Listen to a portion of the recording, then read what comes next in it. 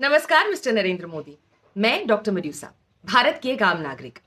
सर्वप्रथम तो आपको पंडित जवाहरलाल नेहरू के बाद इस महान देश का लगातार तीसरी बार प्रधानमंत्री का कार्यभार संभालने वाला बनने के लिए बधाई।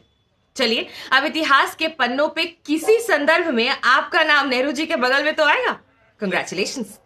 इस उपलक्ष्य पर मुझे एक नागरिक के तौर पर कुछ बातें कहनी है आपसे। वैसे व्यक्तिगत तौर पर एक इंसान के रूप में आपके लिए कोई खास इज्जत नहीं है मेरे मन में, लेकिन प्रधानमंत्री के पद की गरिमा का ध्यान रखते हुए मैं अपनी भाषा मर्यादित रखूंगी। आप भी इस वीडियो को देखने के बाद लोकतंत्र की गरिमा का ध्यान रख अपनी कार्यवाही मर्यादित रखिएगा।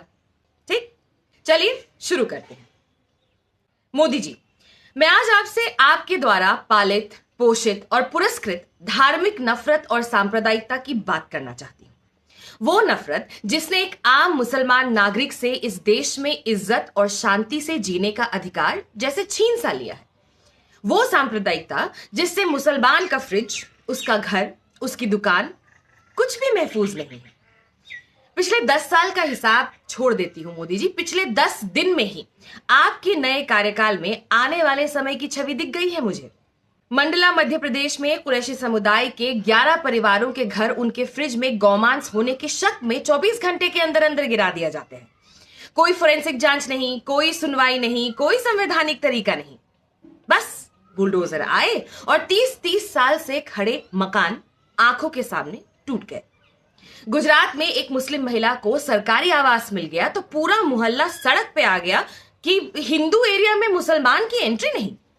छत्तीसगढ़ में 3 मुसलमान युवकों को गौ तस्करी के आरोप में आप ही की पार्टी के गौरक्षकों ने मार डाला और फिर उनकी गिरफ्तारी के बाद आप ही के कार्यकर्ता और नेता इंसान के हत्यारों के लिए इंसाफ की मांग कर धरना दे रहे हैं। अलीगढ़ में मोहम्मद फरीद को चोरी के इल्जाम में सरेआम मार कर मार डाला। लखनऊ के अकबरनगर में रिवर फ्रंट बनाने के लिए 1900 परिवारों के घर उजाड़ दिए गए। हिमाचल प्रदेश में जावेद की दुकान पुलिस की मौजूदगी में और जय श्री राम के नारों के बीच लोगों ने तोड़ डाली और व्हाट्सएप पर ईद के मौके पर दी गई कुर्बानी की फोटो डालने के जुर्म में जावेद गिरफ्तार हुआ, उसकी दुकान तोड़ने वाले लोग नहीं। आपको पता है ना, ये सब दिख रहा है ना। आपके एडवाइजर्स आपको बताते हैं ना कि ये सब हो रहा है। अगर हां, तो मैं पूछना चाहती हूं कि ये कैसा भारत बना रहे हैं आप मोदी जी? सत्य, अहिंसा और सहिष्णुता को आधार मानने वाला देश का सबसे व्यापक धर्म कुछ लोगों की अंधी नफरत, घृणा और इंफीरियोरिटी कॉम्प्लेक्स के बलि चढ़ा जा रहा है और आप देख रहे हैं। दिख रहा है ना आपको ये सब? देश की 20 करोड़ लोगों की मानव संपदा डर और सहम कर अपने पोटेंशियल से सैकड़ों साल पीछे चल रही है।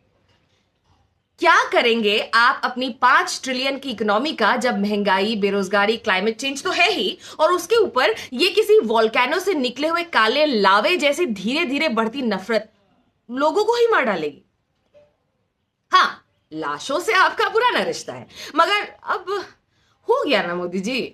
बन गए ना आप तीसरी बार भी प्रधानमंत्री, कर ली नेहरू की बराबरी। अब तो बस कीजिए। दिन भर ट्वीट करते रहते हैं। एक अपील अपने लोगों के लिए भी जारी कर दीजिए, एक नया पॉइंट ऑफ ऑर्डर। मैं आपको टेक्स्ट भी बता देती हूं। लिखिए, इस देश का मुसलमान इस देश का बराबर का नागरिक है, उसके भी बराबर के अधिकार है। समस्त देशवासी, पुलिस, प्रशासन और न्याय व्यवस्था इस बराबरी को सुनिश्चित करें। बस एक बार कोशिश तो कीजिए। आप इस देश के प्रधानमंत्री हैं। आपके कहने पे पूरा देश ताली और थाली बजाने रोड पे कोरोना को मारने निकल आया था। शायद इस देश की मरती इंसानियत को भी सीपीआर मिल जाए। वैसे पहले मैं सोच रही थी कि जावेद के, फरीद के या अकबरनगर के 1900 परिवारों के हक में आवाज उठाने के लिए राहुल गांधी से अपील करूंगी। फिर याद आया कि फायर ब्रिगेड वाले को ब्लेम करने से पहले रोज भड़कती आग में घी डालकर अट्टहास करने वाले की आत्मा तक पहुंचने की पहले कोशिश तो कर लूं, वरना हमेशा एक फांस सी गड़ी रहेगी दिल में कि एक कोशिश नहीं की मैंने। और आपका भी क्या भरोसा, कल को मुड़ के स्मिता जी को इंटरव्यू में कोट दे दो कि ओ माय गॉड, मुझसे तो किसी ने कहा ही नहीं कि ये सब हो रहा है। तो चलिए, अब आपको पता है।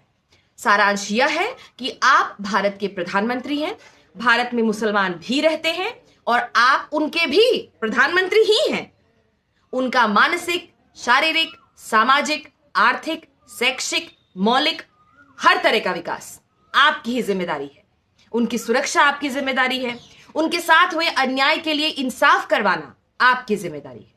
तो जिम्मेदारी निभाइए, अपना काम कीजिए। जिस काम के लिए आपको तीसरी बार देश के ईवीएम्स ने चुन के भेजा है वो काम। उम्मीद तो नहीं है, पर प्रार्थना करूंगी ईश्वर आपको सही करने का साहस और नियत दोनों दे। खुदा हाफिज।